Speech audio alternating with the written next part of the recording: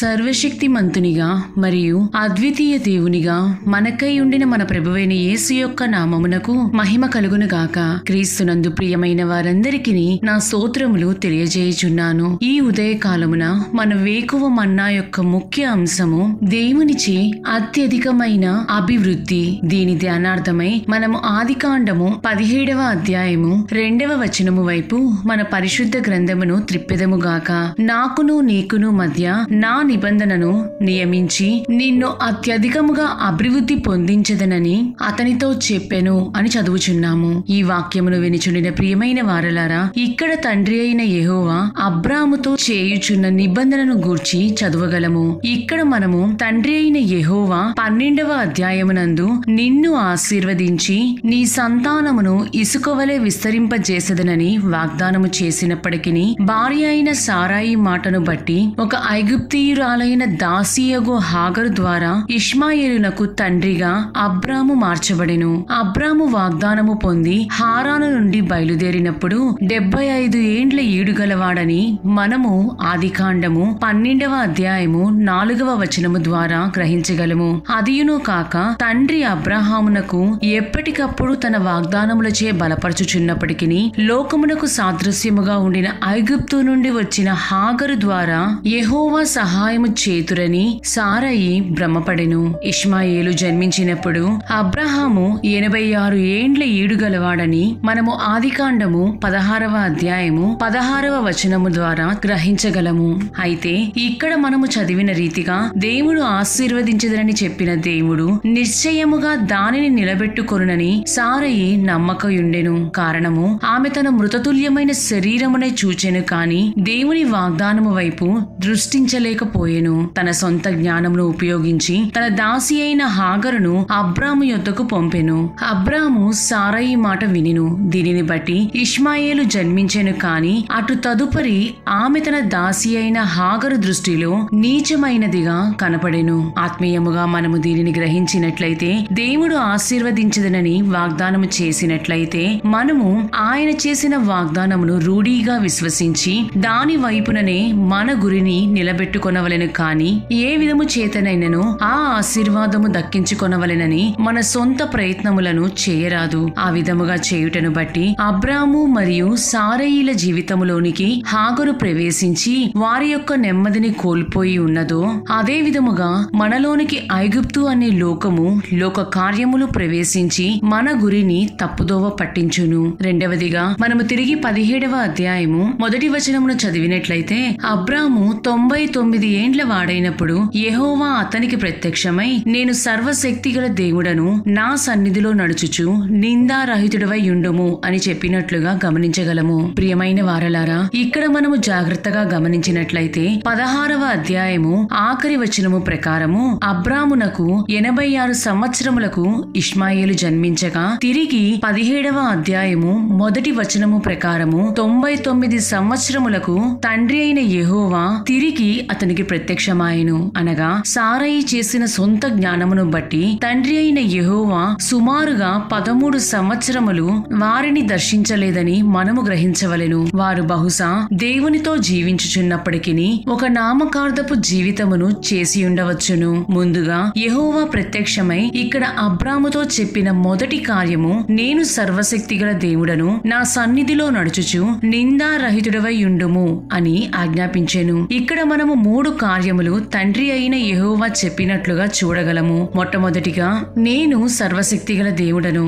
అనగా ఇక్కడ తండ్రి అయిన యెహోవా తిరిగి అబ్రామునకు తాను తప్ప అతనికి వేరొక దేవుడు లేడనియు, అతని జీవితములో సమస్తమును చేయుటకును ఆశీర్వదించుటకును సర్వశక్తి, ఇంకా చెప్పవలెననిన సర్వాధికారము ఆయనకు మాత్రమే కలదని జ్ఞాపకము చేయుచున్నాడు. మనము కూడా కొన్ని పర్యాయములు మన ప్రభువు సర్వశక్తిమంతుడను విషయమును ప్రక్కన పెట్టి మన సొంత జ్ఞానమును, చదువును, పరపతినో ఉపయోగించుకొని ఆశీర్వదింపబడవలెనని ప్రయాసపడుదుము. అటువంటి ప్రయాసము వ్యర్థమని మనము గ్రహించవలెను. రెండవదిగా, నా సన్నిధిలో నడుచుచు.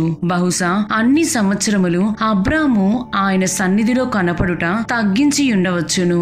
అందుకే తండ్రి అయిన యెహోవా ఆయనతో మాట్లాడక ఉండి ఉండవచ్చును. ప్రియులారా, మన జీవితములో కూడా ఇటువంటి సందర్భములు, కార్యములు అనేక సార్లు తటస్థించును. మనము ఎప్పుడైతే ఆయన సన్నిధికి దూరమవుదుమో అప్పుడు ప్రభువు మనతో మాట్లాడుటకు, ముచ్చటించుటకును వీలు పడదు. దానిని బట్టి దేవుని జ్ఞానముచే మనము నడిపించబడలేము. దేవుని జ్ఞానముచే నడిపించబడనట్లయితే మనము ఏ విధముగా ఆశీర్వదించబడగలము? కాబట్టి ఆయన సన్నిధిని, ఆయన వాక్యమును ఎప్పుడూ మన జీవితములో నిర్లక్ష్య పెట్టకూడదు. మూడవదిగా, నిందారహితుడవై ఉండుము అని తండ్రి అయిన యెహోవా చెప్పుచున్నారు. మనము ఎప్పుడైతే ఆయన సర్వశక్తిమంతుడని విశ్వసించి ఆయన సన్నిధిలో నడుచుచు ఆయన వాక్యమును ధ్యానించెదమో అప్పుడు మనము ఎటువంటి దుష్కార్యమును చేయుటకు ప్రేరేపించబడము. అంతటా నిందారహితులుగా కూడా మార్చబడగలము. దేవుని సన్నిధిలో నడుచుచు దుష్కార్యములు చేయువారు లేరా అనినా అటువంటి వారును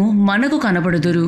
అయితే అటువంటి వారి కొరకు న్యాయ తీర్పు అనునది ఒకటి కలదని మనము మరువకూడదు. ఎప్పుడైతే దేవుడు మనతో మాట్లాడుచు ఉందురో లోక కార్యములను సాతానుడు మనలోనికి తెచ్చుటకు వీలు పడదు. ఒకవేళ వాడు తెచ్చినను కుమారుడైన ప్రభువు వాక్యము ద్వారా జయించిన రీతిగా మనమును జయించగలము. ప్రియమైన దేవుని జనమా, ఇక్కడ అబ్రామును దర్శించిన తరువాతనే అతనిని అబ్రహాముగా అనగా అనేక జనములకు తండ్రిగా, సారైని సారాగా అనగా రాజకుమారిగా తండ్రి అయిన యెహోవా వారి జీవితములను మార్చియున్నారు.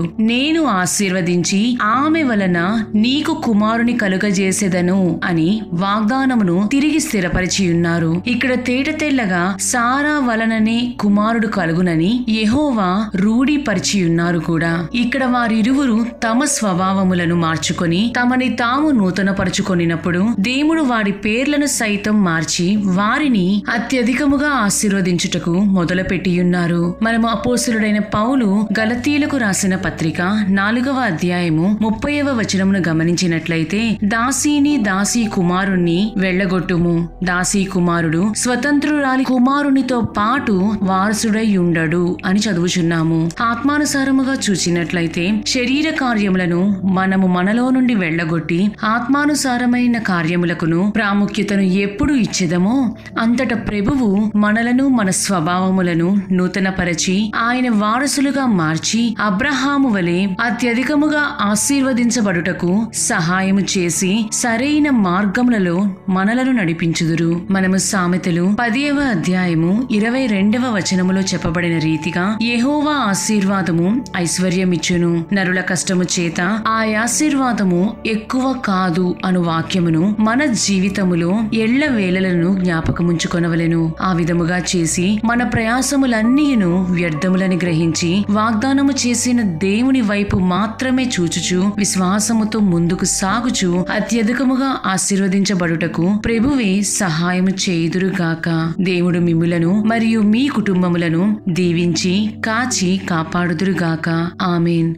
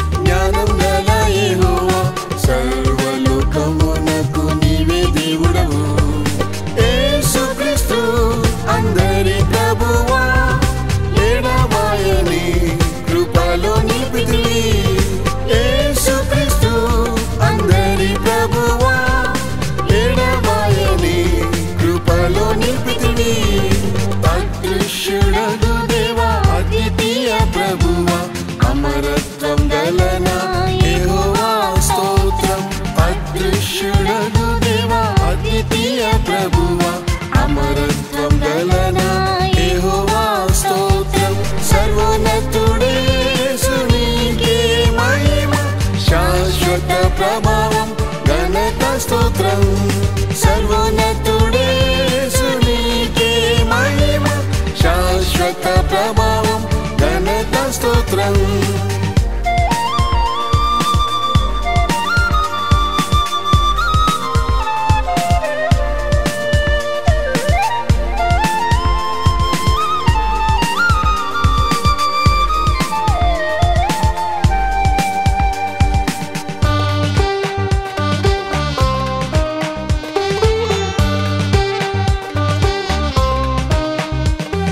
సర్వాధికారి నిత్యుడగు యెహోవా సమస్తధికారం యేసుకిచ్చితివి. వ్యాధి రోగం అపవిత్రాత్మలను వెళ్ళగొట్టి నన్ను స్వస్థపరిచిరి. వ్యాధి రోగం అపవిత్రాత్మలను వెళ్ళగొట్టి నన్ను స్వస్థపరిచిరి. అదృశ్యుడగు దేవా అద్వితీయ ప్రభువా అమరత్వం గలన యెహోవా స్తోత్రం. అదృశ్యుడగు దేవా అద్వితీయ ప్రభువా అమరత్వం గలన యెహోవా స్తోత్రం. సర్వోన్నతుడే యేసునికే మహిమ శాశ్వత ప్రభావం ఘనత స్తోత్రం. సర్వోన్నతుడే యేసునికే మహిమ శాశ్వత ప్రభావం ఘనత స్తోత్రం.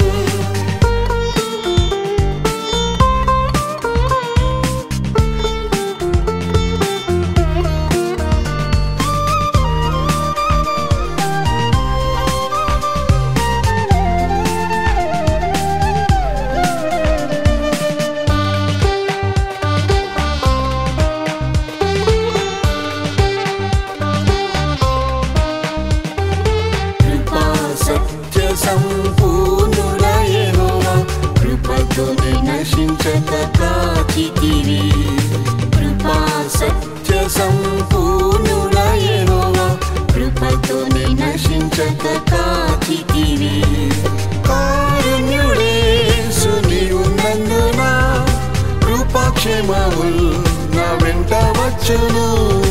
కారుణ్యుడే యేసు నీవున్నందున కృపాక్షేమములు నా వెంట వచ్చును. అదృశ్యుడగు దేవా అద్వితీయ ప్రభువా అమరత్వం గలన యెహోవా స్తోత్రం. అదృశ్యుడగు దేవా అద్వితీయ ప్రభువా అమరత్వం గలన యెహోవా స్తోత్రం. సర్వోన్నతుడే యేసునికే మహిమ శాశ్వత ప్రభావం ఘనత స్తోత్రం. సర్వోన్నతుడే యేసునికే మహిమ శాశ్వత ప్రభావం ఘనత స్తోత్రం.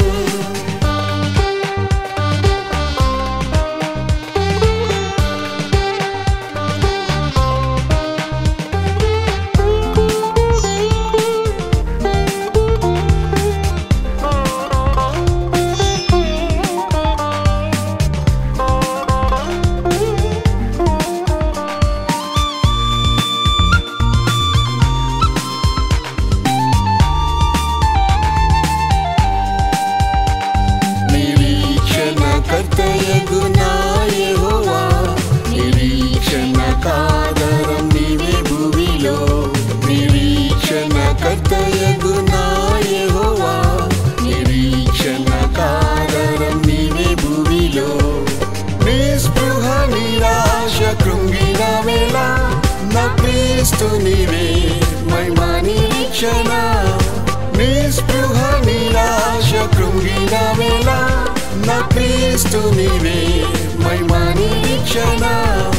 అదృశ్యుడగు దేవా అద్వితీయ ప్రభువా అమరత్వం గలన యెహోవా స్తోత్రం. అదృశ్యుడగు దేవా అద్వితీయ ప్రభువా అమరత్వం గలన యెహోవా స్తోత్రం.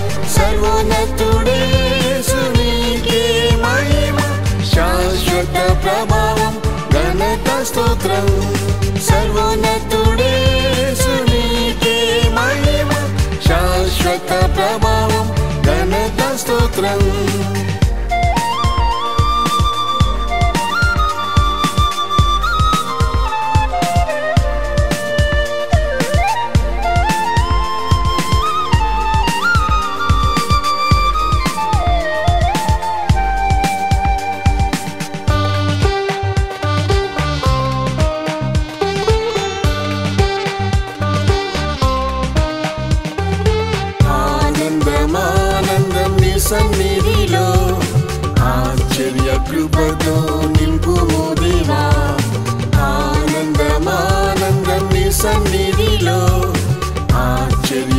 కృపతో నింపుము దేవా ఎప్పుడు నాకై తిరిగి వచ్చేదావో యేసయ్యా నీకై వేచియుందును ఎప్పుడు నాకై తిరిగి వచ్చేదావో యేసయ్యా నీకై వేచియుందును అదృశ్యుడగు దేవా అద్వితీయ ప్రభువా అమరత్వం గలనా యెహోవా స్తోత్రం అదృశ్యుడగు దేవా అద్వితీయ ప్రభువా అమరత్వం గలనా యెహోవా స్తోత్రం సర్వోన్నతుడే యేసునికే మహిమ శాశ్వత ప్రభావం ఘనత స్తోత్రం సర్వోన్నతుడే యేసునికే మహిమ శాశ్వత ప్రభావం ఘనత స్తోత్రం